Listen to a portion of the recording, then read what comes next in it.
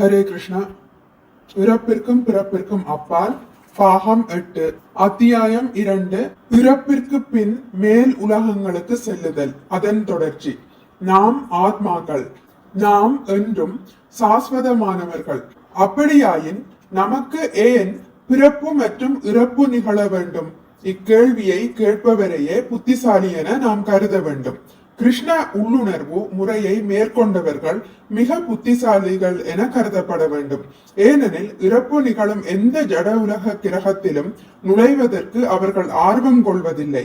இறைவனுடைய சரீரத்தை போன்ற சரீரத்தை அடைவதற்காக ஜட உலகத்தில் அளவில்லாத காலம் வாழ அவர்கள் விரும்புவதில்லை. ஈஸ்வர பரம கிருஷ்ணா சச்சிதானந்த விக்கிரக. சத் எனும் பதம் சாஸ்வதத்தை குறிக்கின்றது. சித் எனும் பதம் பூரண அறிவை குறிக்கின்றது. ஆனந்தம் என்ற பதமோ அளவில்லாத இன்பத்தை குறிக்கின்றது. கிருஷ்ணரே எல்லாவித இன்பங்களுக்கும் இருப்பிடமாவார்.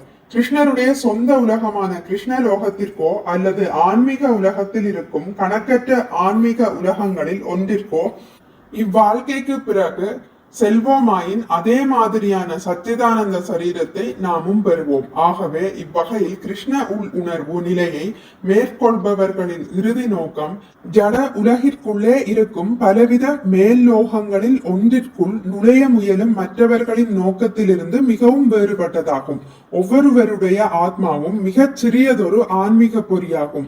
இந்த ஆன்மீக பொறியை கபாலத்தின் உச்சிக்கு கொண்டு செல்வதே யோகத்தின் உன்னத நிலையாகும். இந்நிலையை யோகி அடைவாராயின் அச்சமயத்தில் அவரது விருப்பத்திற்கு ஏற்ப அவரால் ஜட உலகத்தின் எந்த ஒரு குறிப்பிட்ட லோகத்திற்கும் செல்ல முடியும். இப்பூமியில் பயணிகள் நியூயார்க், கனடா என்று பலவித நகரங்களுக்கு எளிதில் செல்வதை போல சந்திர உலகத்தை பற்றியோ அல்லது அதற்கும் மேற்பட்ட உலகத்தை பற்றியோ தெரிந்து கொள்ளும் அவா அத்தகைய யோகிக்கு இருக்குமாயின் அவர் எளிதில் அங்கு செல்ல முடியும். இவ்வுலகில் எல்லா தேசங்களிலும் விசா மற்றும் சுங்க கட்டுப்பாடு முறைகள் இருப்பதை போல ஜட உலகில் எல்லா கிரகங்களிலும் பிறப்பு, மூப்பு, வியாதி, இறப்பு ஆகிய 4 சம்பவங்களும் நிகழவே செய்கின்றன. ஓம் இதி ஏகாஸ்ரம் பிரம்மா. இறக்கும் தருவாயில் ஆன்மீக ஒளி அதிர்வுகள் அனைத்திற்கும் வித்தாக விளங்கும் ஓம் அல்லது ஓங்காரத்தை யோகியானவர் உச்சரிக்கலாம். யோகி இந்த அக்ஷரத்தை உச்சரித்தவாறு கிருஷ்ணரை அல்லது விஷ்ணுவை நினைவு கூறுவாராயின் மாம் அனுஸ்மரன் சந்தேகமின்றி மிக உன்னத நிலையை அவர் பெறுகின்றார். விஷ்ணுவை மனதில் அலைபாயாது நிலை நிறுத்துவதே யோகமாகும்.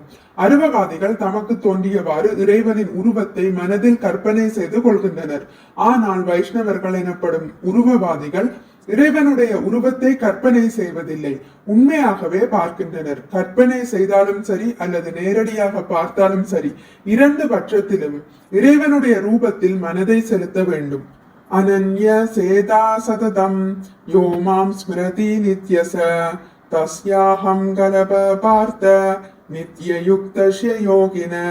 பிருதுவின் புத்திரனே, வாழ்க்கையின் எல்லா கட்டங்களிலும் என்னுடைய சேவையில் ஈடுபடுபவர் என்னை இடைவிடாது நினைவு கூறுவதால் நான் மிக எளிதில் அவரை அடையப்படுகிறேன். பகவத்கீதை 8.14.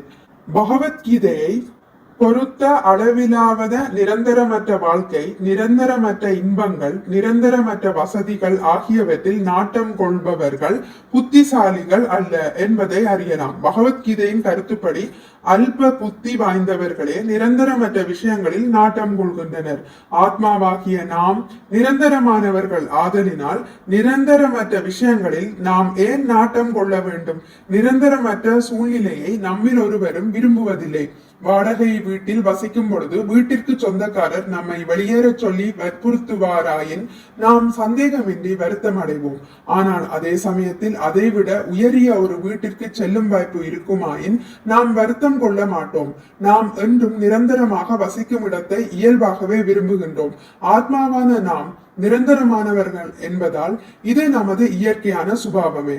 நாம் நிரந்தரமானவர்கள் என்பதாலேயே இறப்பதில் நமக்கு விருப்பமில்லை. அதே மாதிரியாக ஒருவரும் வயோதிகத்தையும் நோய்வாய்ப்படுவதையும் விரும்புவதில்லை. ஏனெனில் இவை அனைத்தும் வெளிப்புற நிரந்தரமற்ற நிலைகளாகும். நோய்வாய்ப்பட்டு அவதியற வேண்டிய அவசியம் இல்லாத போதிலும் சில சமயங்களில் நாம் நோய்வாய்ப்படவே செய்கின்றோம். அவ்வாறு நோய்வாய்ப்படுவோமாயின் அந்த நோயை போக்க பாதுகாப்பான வாழ்க்கை முறைகளையும் மருந்துகளையும் ஏற்றுக்கொள்வதே சிறந்ததாகும். பிறப்பு, மூப்பு, நோய், இறப்பு ஆகிய 4 வகை பிரச்சனைகளை நாம் நோய்களுக்கு ஒப்பிடலாம். ஜட சரீரத்தின் காரணமாகவே இந்த நோய்கள் நமக்கு விளைகின்றன. ஆகவே எவ்வாறாவது ஜட சரீரத்தின் தொடர்பில் இருந்து நம்மை நாம் விடுவித்துக் கொள்வோமாயின் ஜட சரீரத்துடன் இணைபிரியாது நிற்கும் இந்த 4 வகை பிரச்சனைகளில் இருந்து நாம் விடுபடுவோம். ஹரே கிருஷ்ணா. இதுடன் நான் முடித்துக் கொள்கிறேன். இனி அடுத்த பதிவில் இதன் தொடர்ச்சி தொடரும். மிக்க நன்றி. ஹரே கிருஷ்ணா. உங்களுக்கு இந்த வீடியோ பிடித்திருந்தால் லைக் பண்ணுங்கள், ஷேர் பண்ணுங்கள், சப்ஸ்கிரைப் பண்ணுங்கள். நோட்டிபிகேஷன் பெல்லை அழுத்துவதன் மூலம் அடுத்த பதிவுகள் உங்களை வந்தடையும். பகவான் ஸ்ரீ கிருஷ்ணரை பற்றி கேட்டு மகிழ்வோம். ஹரே கிருஷ்ணா.